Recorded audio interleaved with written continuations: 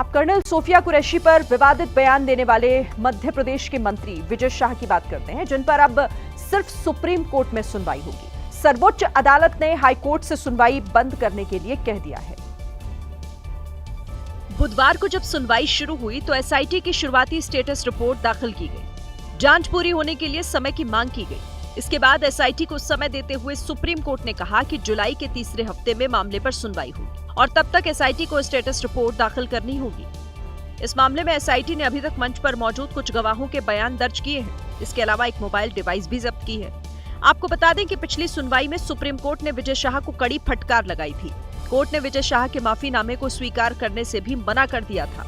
Court ने कहा कि उनके आचरण से ऐसा बिल्कुल नहीं लगता कि उन्हें सच में कोई पछतावा हो रहा है। फिलहाल सुप्रीम कोर्ट ने यह भी कहा कि 19 मई को उसने जो अंतरिम आदेश दिया था वो जारी रहेगा, यानी विजय शाह की गिरफ्तारी पर फिलहाल रोक रहेगी। भारत पाकिस्तान में चल रहे तनाव के बीच कई लोगों ने सोशल मीडिया पर पोस्ट लिखी, लेकिन कुछ लोगों ने ऐसी विवादित बातें लिख दी कि पुलिस ने उन्हें गिरफ्तार तक कर लिया। एक ऐसा ही मामला पुणे में हुआ, लेकिन अब हाईकोर्ट ने पुलिस को फटकार लगाई है। खदीजा पर आरोप है कि उसने पाकिस्तान के समर्थन में सोशल मीडिया पोस्ट लिखी। मामला थाने तक पहुंचा और खदीजा पर देशद्रोह जैसी गंभीर धाराएं लगाते हुए उसे गिरफ्तार कर जेल भेज दिया गया। लेकिन अब बॉम्बे हाईकोर्ट ने खदीजा को राहत दी है और पुणे पुलिस को फटकार लगाई है।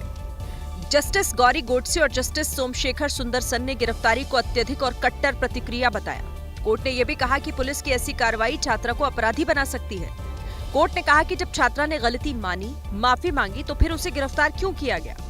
उसमें उन्होंने सबसे पहले ये नोट किया है कि it is a very shocking case कि एक 19 साल की बच्ची को अरेस्ट किया और उसको कस्टडी में रखा, क्योंकि सिर्फ उसका इतना कसूर था कि उसने कोई पोस्ट को रीपोस्ट किया था। खदीजा ने अपने सोशल मीडिया पोस्ट में हिंदुत्व विचारधारा की भी आलोचना की थी और ये बात कई लोगों को चुभ गई।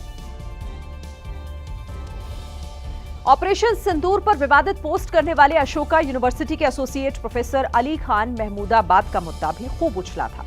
हरियाणा पुलिस ने शिकायत होते ही उन्हें गिरफ्तार कर लिया था, लेकिन बाद में उन्हें सुप्रीम कोर्ट से जमानत मिल गई। आज इस मामले में एक बार फिर सुप्रीम कोर्ट में सुनवाई हुई है। सुप्रीम कोर्ट से जांच को करने के लिए कहा है। कोर्ट ने यह भी कहा कि जांच को सिर्फ सोशल मीडिया पोस्ट तक ही सीमित रखा जाए, क्योंकि महमूदाबाद के वकील कपिल सिब्बल ने आशंका जताई थी कि पुलिस जांच में दूसरी बातों को शामिल कर सकती है। कोर्ट ने कहा कि जब जांच पूरी हो जाए तो उसकी रिपोर्ट सबसे पहले कोर्ट के सामने रखी जाए।